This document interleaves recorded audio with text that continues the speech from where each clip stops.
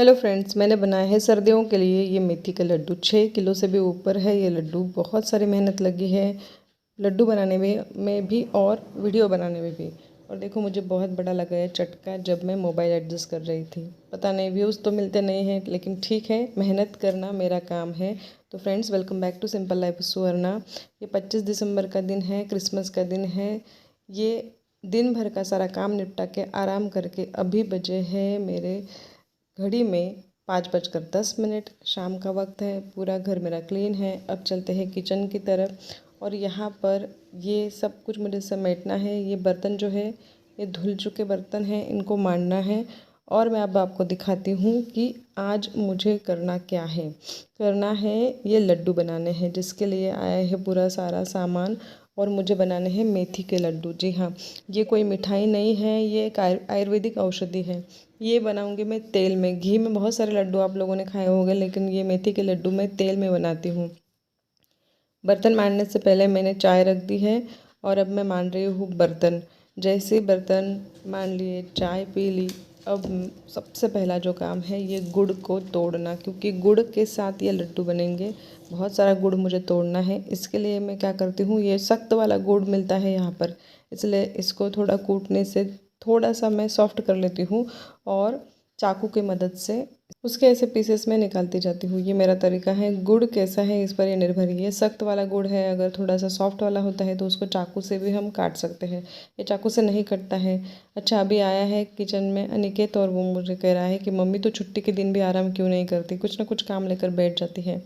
मैं उसे कह रही हूँ, अरे छुट्टी के दिन ही तो ये सारे काम हो सकते हैं। जॉब वाले दिन दिन भर मैं नहीं रहती हूँ, ये काम कैसे होंगे। और ये किचन के ज़रूरी काम है। और अभी सर्दियाँ हैं, ये लड्डू मुझे बनाने हैं। अच्छा, इसको और इसके छोटे भाई को ये लड्डू बिल्कुल भी पसंद नहीं है, क्योंकि ये कड़वे लड्डू होते हैं मेथी से बने हुए। इसलिए ये बच्चे खाते नहीं हैं। बस औषधि के तौर पर मैं उनको एक दो खिला देती हूँ। और वो देखो दिखा रहा है क्या बना रही है मम्मी, मेथी के लड्डू। तो मेथी के लड्डू वैसे तो अगर ठीक से बनाओ तो कड़वे नहीं लगते हैं, लेकिन अगर ज़्यादा मेथी पाउडर डाला तो वो कड़वे बनते हैं। कड़वे लड्डू ही सही औषधि का काम करते हैं शरीर में, जब सर्दियों में। हमारे यहाँ हर साल बनते हैं, मतलब मैं छोटी थी मायके में भी बनते हैं और ससुराल में भी ये लड्डू बनते हैं। अच्छा, ये जब मैं गुड़ तोड़ रही थी तो ये गुड़ के साथ ये मूंगफली के दाने खा रहा है।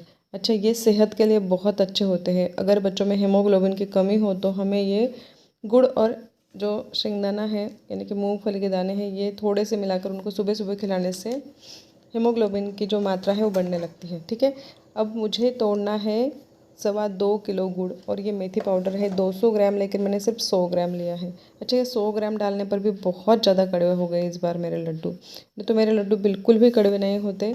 तरीका मैंने थोड़ा सा बदल दिया था इस बार। ये जो मेथी पाउडर है इसको मैंने गरम तेल में भिगोया है, मतलब तेल गरम कर दिया, गैस को बंद कर दिया और फिर उसके बाद वो पाउडर मिलाया। अच्छा, हर बार मैं ये जो पाउडर है इसको गर्म दूध में मिलाती हूँ और 2 घंटे छोड़ देती हूँ और उसके बाद इसको फिर से तेल में अच्छे से फ्राई कर लेती हूँ।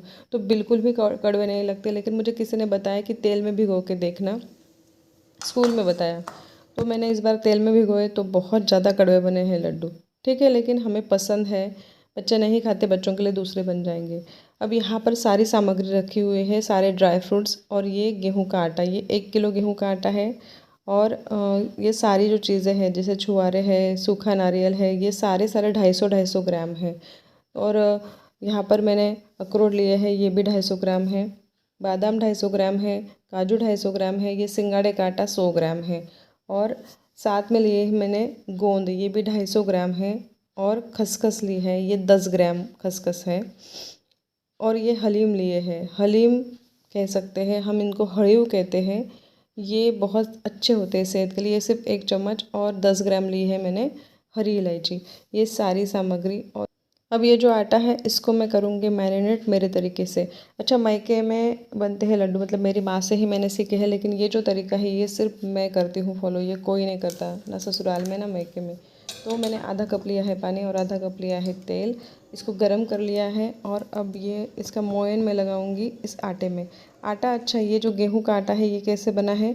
गेहूं मैंने धो लिए थे और उनको रात भर कपड़े में बांध कर रख दिए, यानी कि उनका थोड़ा दाना जो है फूल गया। फिर सुबह उनको मैंने फ़ैन के नीचे सुखाकर ये पीस लिए और बारीक छन्नी से मैंने ये छान लिए, मतलब ये आटा छान लिया, ऐसे ही आटा बना है। और ये तेल और पानी का मोयन मैं इसको अभी लगा रही हूँ अच्छे से, रोम रोम उसका उसमें भीग जाना चाहिए, मतलब एक एक कण उसका भीग जाना चाहिए। भीगने का मतलब अच्छे से मोयन लगाने के बाद मैं इसको भी दबा कर एक साइड रख दूँगी। ये मेरा तरीका है लड्डू बनाने का, मेथी के लड्डू। अच्छा, अब चलते हैं सामग्री की तरफ। ये सारा जो है मतलब ड्राई फ्रूट्स, इनको उनके उनके तरीके से प्रोसेस से मुझे अभी बारीक करना है, पीसना है। अच्छा, छुआरों का मैंने बीज निकाल दिया है। ये जो सूखा नारियल है इसको बारीक बारीक काट दिया है। और ये अखरोट जो है इनको भी मैंने इसकी गिरियाँ निकाल दी है। ये सब मुझे अभी पीसना है मिक्सी में। इसमें से सिर्फ छुआरे जो है ना वही रोस्ट होंगे। ये मेथी पाउडर जो मैंने भिगोया है, देखो ये ऐसा हुआ है।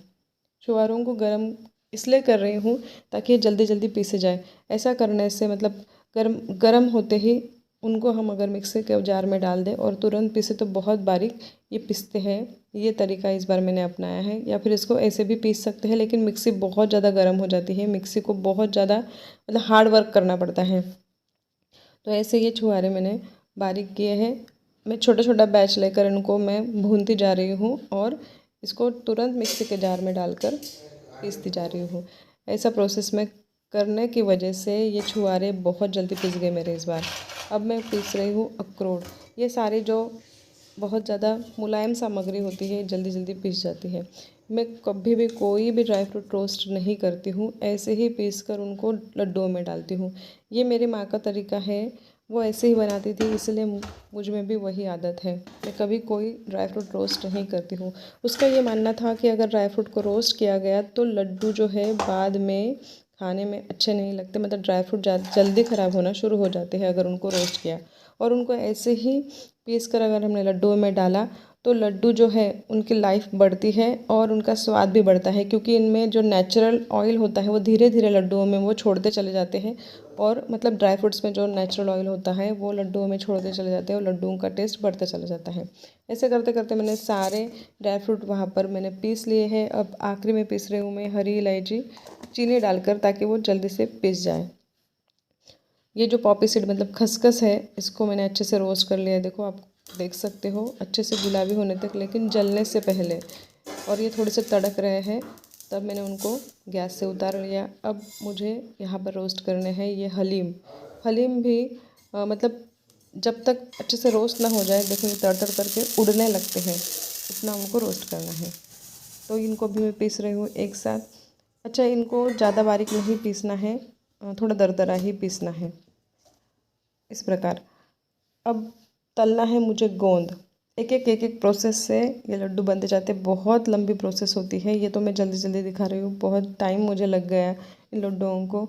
ये गोंद मैंने मतलब 250 ग्राम जो गोंद लिया है उसको मैंने तल लिया है, फ्राई कर लिया है। अच्छा, यहाँ पर गोंद जो है इसको क्रश भी कर सकते हैं, लेकिन मुंह में आता हुआ गोंद किसी को अच्छा नहीं लगता है, तो मैंने ये जो गोंद है इसको मैंने मिक्सी में पीस लिया। ये सारी सामग्री अभी रेडी है। हाँ, अच्छा, जो आटा है ये आटा अब हमें यहाँ पर छानना है इस वाली छलनी से, इस जिससे मैं बाजरा छानती हूँ साफ सफाई के लिए। तो ये थोड़ी मोटी वाली छन्नी है, बहुत ज़्यादा मोटी भी नहीं और बहुत ज़्यादा बारीक भी नहीं। इस छन्नी से ये आटा जो मैंने मोयन लगा के रखा था ना, ये मुझे छानना है। अच्छा, ये बहुत सारे ढेर सारे लड्डू क्यों मैं बना रही हूँ, क्योंकि मुझे लड्डू भेजने हैं मेरे ससुराल। जी हाँ, हर साल मैं लड्डू बनाकर मेरे ससुराल मेरे सास ससुर को भेजती हूँ। भले ही उनसे दूर रहते हैं, लेकिन जो हमारी जिम्मेदारियाँ हैं वो तो हमें निभानी होती है। देखो सारा आटा मैंने छान लिया है, बस थोड़ा सा ही जो ऊपर बचा है वो मैंने बाजू में रख दिया। ये सब अभी रेडी हो गया है, जिसको मैंने रख दिया था नीचे और मैंने चढ़ा दी थी खिचड़ी, क्योंकि 8 बज चुके थे, डिनर का समय हो चुका था, इसलिए खिचड़ी मैंने चढ़ा दी और फिर से मैं लग गई अपने काम में। गोंद को पीस रही हूँ। मैंने अभी कहा कि गोंद को हम क्रश भी कर सकते हैं, लेकिन मैंने इसको पीस लिया, क्योंकि मुंह में आता हुआ गोंद किसी को अच्छा नहीं लगता है, लेकिन उसके गुण तो लगते हैं अगर हमें बारीक किया हो, क्रश किया हो, कैसा भी किया हो। तो उसको मैंने अच्छे से पीस लिया है। खिचड़ी वहाँ पर चढ़ी हुई है मेरी। अब मैं रोस्ट कर रही हूँ ये जो आटा है जिसको मोयन लगाया था, उसको सूखा ही रोस्ट करना, मतलब सूखा ही उसको सेक लेना है अच्छे से गुलाबी होने तक। तो ये बहुत बड़ी कढ़ाई है, लेकिन मैंने आधा ही डाला है उसमें आटा, पूरा आ सकता था लेकिन नहीं, इसको हल्के हल्के से हमें मतलब बहुत धीमी आंच पर मीडियम टू लो कह सकते हैं, उस आंच पर इसको हमें भूनना है ताकि ये अंदर तक अच्छे से भुन जाए। तो देखो ये बहुत अच्छा सा गुलाबी रंग का ये भुन चुका है, बहुत सौंधी सौंधी खुशबू इसमें से आ रही है। आधा बच गया है। अभी मुझे लगी है जोरों की भूख। मन कह रहा था कि सुवर्णा ये जो कढ़ाई है बहुत अच्छे से गर्म हो चुकी है, अभी बाकी का आटा सेक ले। और पेट कह रहा था कि नहीं भूख लगी है। पेट जीत गया और मैं खाना खाने बैठ गई। तो एक खिचड़ी है जिस पर मैंने डाला है घी, उड़द का पापड़ है और नींबू का अचार। अच्छे सा ये बना है नींबू का अचार, बहुत टेस्टी। खिचड़ी के साथ तो बहुत अच्छा लगता है, दाल भात के साथ भी बहुत अच्छा लगता है। ठीक है, मैंने डिनर एंजॉय किया। उसके बाद फिर से लौटाई मैं अपने अपने काम पर। जो आधा आटा बचा था उसको मैं रोस्ट कर रही हूँ और आज मेरी हेल्प कर रहा है मेरा अनिकेत, क्योंकि उसको टेंशन हो रहा है कि ये कब तक ये सारा काम करते रहेगी, बहुत देर हो जाएगी, सोती नहीं है। तो आज किचन बाकी समेटने का ज़िम्मा उसने उठा लिया है। उसकी पढ़ाई छोड़ वो कर रहा है मेरे लिए किचन की क्लीनिंग। अच्छा, उसका एक लेक्चर भी लगा दिया है उसने। वो लेक्चर बीच बीच में देखता जा रहा है और ये उठाते जा रहा है। अच्छा, जैसे कर रहा है वैसे, लेकिन मेरा काम हल्का करने में इसने बहुत मदद की है। आज सारे बर्तन उठाकर वो बाहर रख कर आया और जितना उसको मतलब हो सकता है उतना उसने किचन क्लीन करने की कोशिश की है। भाई वाह, ऐसा बेटा जो डॉक्टर बनने जा रहा है और मम्मी की भी केयर करता है। सच में मुझे बड़ा अच्छा लग रहा था आज वो मेरी हेल्प कर रहा था। वैसे बहुत बार मेरी वो हेल्प करता है और बार बार कह रहा था कि मम्मी तू जल्दी से ये काम निपटा और सो जा। वो कह रहा था कि अभी इसको छोड़ दे, बाकी का काम सुबह कर लेना। तो मैंने कहा उसे ऐसा नहीं होता, काम एक बार ही पूरा करना होता है, ऐसे आधे में नहीं छोड़ सकते। अच्छा, उसने झाड़ू वगैरह लगा दिया और चला गया वो अपने रूम में पढ़ाई करने के लिए, और मैं अपना ये काम जो कंटिन्यू कर रही हूँ। अब सारा आटा जो है वो रोस्ट हो चुका है अच्छे से, बहुत सौंधी खुशबू वाला।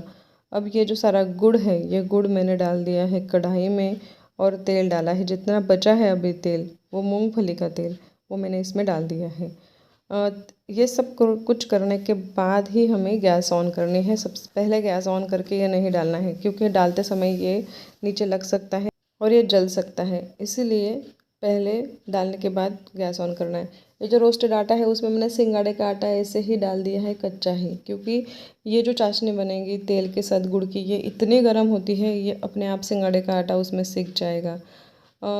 और ऐसे करते करते ये जो गुड़ है इसको हमें धीरे धीरे धीरे धीरे चलाते चलाते मेल्ट करते जाना है। यहाँ से बिल्कुल भी हटना नहीं है इस वक्त। अच्छा, ये मेल्ट करने में मुझे लग गए थे 15 मिनट। तो ये पूरी तरह से मेल्ट हो जाने के बाद ये जब गुड़ हल्का हो जाता है तेल में, देखो ऐसे तैरने लगता है, तब तक हमें इसकी चाशनी को हिलाते रहना है। मतलब ये जो गुड़ है इसको हिलाते रहना है। ऐसे हल्का हुआ हुआ गुड़ अभी मैं डालूँगी आटे में इस प्रकार। अब इसके बाद हमें जल्दी जल्दी हाथ चलाना है और इसको मिलाना है ताकि जो आटा है उसकी गुठलियाँ ना बन जाए, इसलिए जल्दी जल्दी जल्दी उसको हिलाना है। वो जो मैंने सिंगाड़े का आटा डाला है वो अपने आप ही रोस्ट हो जाएगा, क्योंकि ये इतना गर्म है कि मैं नहीं बता सकती, इसको हाथ भी नहीं लगा सकते हम, बहुत ज़्यादा तेज़ गर्म है। और इसको जल्दी जल्दी हाथ चलाते चलाते हमें वहाँ पर हिलाना है।